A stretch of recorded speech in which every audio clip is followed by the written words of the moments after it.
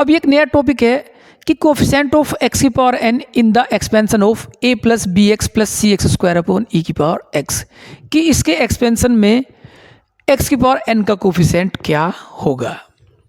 देखो हमसे पूछा गया है कि ए plus b x plus c x square upon e की पावर एक्स, इसमें कोफिशिएंट ऑफ एक्स की पावर एन। अगर आप इसे ई को ऊपर ले जाएंगे तो ये बनेगा ई की power minus x b x e की power minus x plus c x square और ई की पावर माइनस एक्स। अब मुझे इसको एक्सपेंड करके और एक्स की पावर एन का कोफिशिएंट पता करना है। अभी हम जानते हैं कि जो ई की पावर माइनस एक्स होता है वो होता है summation n tends to zero to infinity minus one की पावर एन एक्स की power n upon factorial n. तो जो कोफिशिएंट ऑफ एक्स की पावर एन होगा वो मेरा यही टर्म्स होती है, यानी जो मेरा यहाँ पर ए ई की पावर माइनस एक्स में एक्स की पावर एन का जो कोफिशिएंट होगा वो होगा summation n tends to zero to infinity minus one की power n upon factorial n plus b. अब एक्स ई की पावर एक्स में एक्स की पावर एन का कोफिशिएंट मुझे देखना है कि अगर मुझसे यहाँ पर एक्स लिख जाए तो एक्स लिखा होगा तो यहाँ पर एक्स लिखना पड़ेगा मुझे, तो ये मेरा बन जाएगा एक्स एन प्लस वन और मुझे चाहिए एक्स की पावर एन। तो एक्स की पावर एन के लिए मुझे यहाँ पर जो टर्म्स लेनी होगी वो लेनी होगी माइनस वन की पावर एन माइनस वन और x की power n minus one upon factorial n minus one. क्यों? क्योंकि जब मैं x की यहाँ पर गुना करूँगा तो ये मेरा x की पावर n बन जाएगा, यानी x की पावर n बन जाएगा और इसका जो कोफिशिएंट होगा वो ये बचेगा, यानी इसका जो कोफिशिएंट होगा वो होगा summation n tends to zero to infinity minus one की power n minus one upon factorial n minus one. Similarly अगर मैं एक्स स्क्वायर होगा तो यहाँ पर मेरा c summation n tends to zero to infinity और ये हो जाएगा माइनस वन की power n minus two upon factorial n minus to.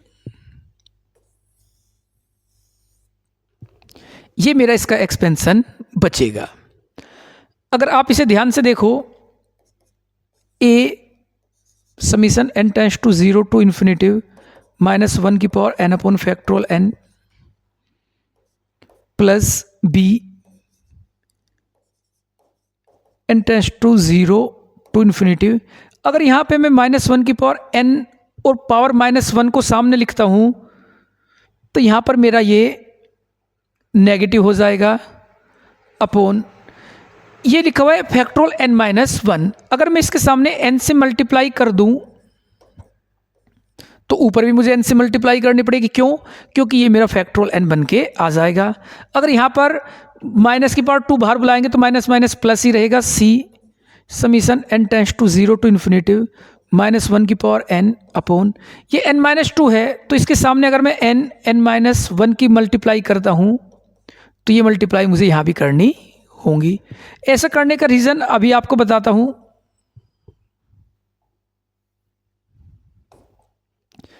कि ये मेरा माइनस वन की power n upon factorial n, ये या अभी एक वेट करिए एक टर्म और लिखते हैं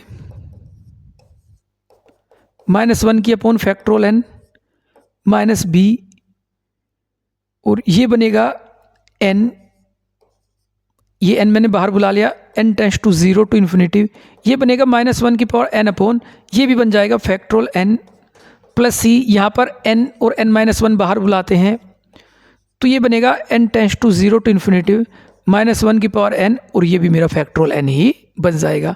तो ये तीनों टर्म्स सभी जगह से कॉमन आ सकती है। अगर इस टर्म को मैं सबसे बाहर लिखूंगा कि summation n tends to zero to infinity minus one की power n upon factorial n, तो ये बचेगा मेरा a minus b n plus c n n minus one. यही मेरा आंसर होगा। अब ये क्वेश्चन ए बी सी नहीं करके इसकी जगह हमसे डिजिट पूछी जाएगी कि ए की वैल्यू 2 हो, बी की वैल्यू 3, सी की 4, 5, 10 कुछ भी हो सकती है। तब इसका कोफिशिएंट एक्स की पावर एन का कोफिशिएंट हमें बताइए। तो ये पूरा का पूरा सोल्व करने का प्रोसेस यही होगा। तो हम इस क्वेश्चन को पूरा सोल्व नहीं करेंगे और इसे एज अ रिजल्ट हम याद रख लेंगे। अगर ये हमें एज अ रिजल्ट याद होगा तो हम किसी की वैल्यू आसानी से बता सकते हैं। रिजल्ट याद रखने के लिए भी कि a second minus b n plus n n minus 1 c, यानी ए में 1 की मल्टीप्लाई करेंगे, बी में एन की मल्टीप्लाई करेंगे और सी में एन एन माइनस 1 की मल्टीप्लाई, और यहाँ पर भी माइनस एन की मल्टीप्लाई करते हैं। तो आइए इसके ऊपर एक क्वेश्चन देखते हैं। मुझसे पूछा है कि द कोफिशिएंट ऑफ एक्स की power 4 in the expansion of 1 minus 3x plus x square, यानी इस बार मुझे n की वैल्यू 4 दी हुई है और मुझसे कहा है कि 1 minus 3x plus x square upon e की पावर x, इसके एक्सपेंशन में हमारा 4x की पावर 4 का कोफिशिएंट कितना होगा। तो अभी अगर मैं इसे कंपेयर करता हूँ तो a मेरा 1 है, b मेरा -3 है और c मेरा 1 है और मुझसे इसका कोफिशिएंट पूछा है। तो अभी हम पढ़ के आए थे कि जो कोफिशिएंट होगा वो summation n tends to 0 to infinitive -1 की power n upon factorial n a minus b n plus c n n minus 1, ये मुझे डायरेक्ट याद होना चाहिए। अब ये वैल्यू अगर मैं डायरेक्ट पुट करता हूं तो देखना, -1 की पावर 4, क्योंकि n की वैल्यू मेरी 4 है, अपॉन फैक्टोरियल 4, a की वैल्यू 1, b की वैल्यू -3, n की वैल्यू 4, c की वैल्यू 1, n मेरा 4 और 4 माइनस 1 3, माइनस की पावर ये 1 हो जाएगा, 4 जो है 4 होगा मेरा फैक्टोरियल 4 24 और 1 प्लस 12 प्लस 12, तो 25 upon 24 is the answer. Option number b is correct for this questions. तो आप इस रिजल्ट से किसी की भी वैल्यू बता सकते हैं। अगर इसी में आपको एक्स स्क्वायर के बाद में एक्स क्यूब भी टर्म लिखा हुआ है तो उसमें हमें मल्टीप्लाई करनी पड़ेगी minus n n minus 1 n minus 2 की। जो यहाँ पर डी होगा तो उसे लिख लेंगे minus d n n minus 1 n minus 2। ये कितनी भी वैल्यू मुझसे पूछी जा सकती है।